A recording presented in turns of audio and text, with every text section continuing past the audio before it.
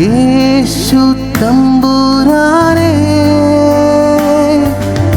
ആട്ടിൻകൂട്ടം തെറ്റിപ്പോയവൻ ഞാൻ, ഏകനായി ഭൂമിയിൽ. ആട്ടിൻകൂട്ടം തെറ്റിപ്പോയവൻ ഞാൻ, ഏകനായി ഭൂമിയിൽ. നല്ലിടയനായ യേശു എന്നെയും തേടി വന്നു. നല്ലിടയനായ യേശു എന്നെയും തേടി വന്നു. ദൈവത്തിൻ്റെ അതിപരിശുദ്ധമായ നാമം മഹത്വപ്പെടുമാറാകട്ടെ. ഇന്നത്തെ പ്രഭാത ജാഗരണത്തിലേക്ക് എല്ലാ പ്രിയപ്പെട്ട മക്കളെയും സന്തോഷത്തോടുകൂടി സ്വാഗതം ചെയ്യുന്നു. ഇന്നത്തെ പ്രഭാത ജാഗരണം വില എന്തായാലും സത്യസന്ധത നിലനിർത്തുക എന്ന വിഷയത്തിൽ അടിസ്ഥാനമാക്കിയാണ് നാം നിങ്ങളോട് പറയാൻ ആഗ്രഹിക്കുന്നത്.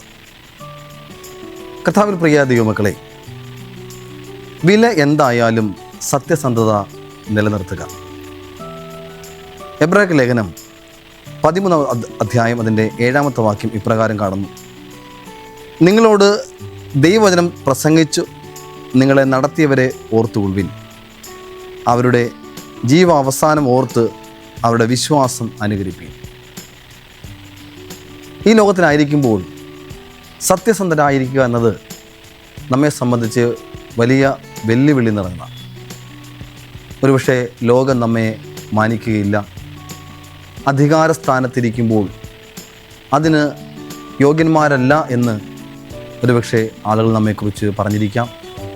സഭാ ശുശ്രൂഷകന്മാരെക്കുറിച്ച് കുറ്റങ്ങൾ പറഞ്ഞിരിക്കാം. ഒരുപക്ഷെ നാം ചെയ്യുന്ന ജോലിയിൽ വിശ്വസ്തരല്ല എന്ന് പോലും ആളുകൾ നമ്മെ പറഞ്ഞിരിക്കാം.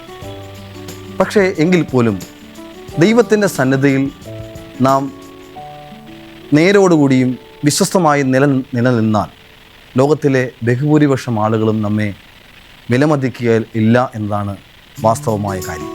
അതുകൊണ്ട് നാം മറ്റാരെയും നോക്കാതെ ദൈവത്തിന് നല്ല വിലയുള്ളവരായി മാറുക എന്നതാണ് നാം ചെയ്യേണ്ട ഏറ്റവും പ്രധാനപ്പെട്ട കാര്യം എന്ന് പറയുന്നത്. നമ്മെ ലോകം എങ്ങനെ വീക്ഷിക്കുന്നു എന്ന് നാം ഒരിക്കൽ പോലും ചിന്തിക്കാതെ ദൈവം എൻ്റെ പ്രവൃത്തികളെ എപ്രകാരം വിലയിരുത്തും എന്ന് നാം മനസ്സിലാക്കി നമ്മുടെ പ്രവൃത്തികളെ ദൈവത്തിന് കൊള്ളാവുന്നതാക്കി മാറ്റുക എന്നതാണ് നാം ചെയ്യേണ്ടത്. ഒരുപക്ഷെ നമ്മെ ലോകക്കാർ എല്ലാവരും വിമർശിച്ചേക്കാം, കുറ്റം പറഞ്ഞേക്കാം, നമ്മെ തള്ളിക്കളഞ്ഞേക്കാം.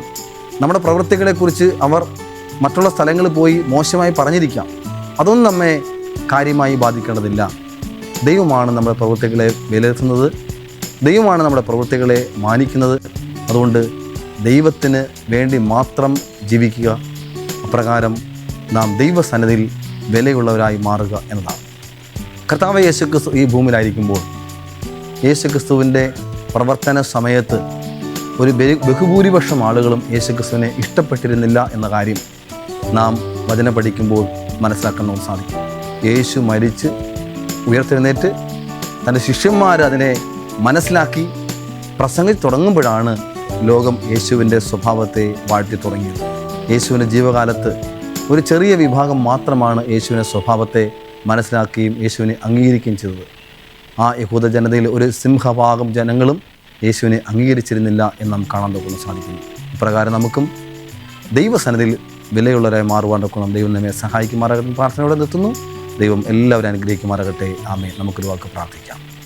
സ്നേഹവാനും പരിശുദ്ധനുമായ അടിയങ്ങളെ വാഴ്ത്തപ്പെട്ട സ്വർഗീയനാഥ, ഞങ്ങളുടെ ജീവിതത്തിൽ കർത്താവിന് വിലയുള്ളവരായി മാറുവാൻ കർത്താവ് ഞങ്ങളെ സഹായിക്കണമാറാകണമേ. ഞങ്ങൾ ലോകത്തിൽ എന്തെല്ലാം നഷ്ടപ്പെട്ടാലും കർത്താവിൻ്റെ സന്നിധിയിൽ വിലയേറിയൊരു മാന്യത കാണപ്പെടുവാൻ കർത്താവ് ഞങ്ങളെ സഹായിക്കണം. മാനവ മഹത്വം കർത്താവ് എടുക്കണം. യേശു കർത്താവ് നാം ചോദിക്കുമ്പോൾ ദൈവം ഈ പ്രാർത്ഥന കേൾക്കുമാറാകണമേ. ആമേൻ.